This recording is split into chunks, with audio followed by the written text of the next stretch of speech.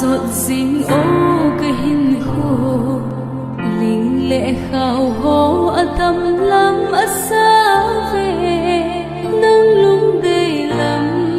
xua đất xì lệ na xem pa na hu hình pu nung ngâu đình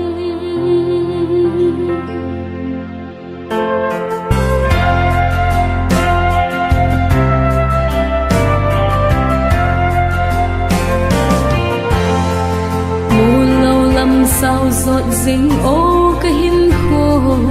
linh lệ khao hô ở tâm lắm ở xa về nâng lung đầy lắm xua đất xê lệ na xem pa na hu hình pu nung lâu đình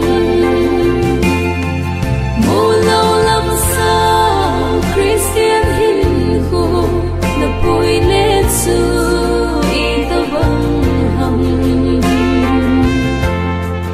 lay nộp sa na ham nang bùi lệ at su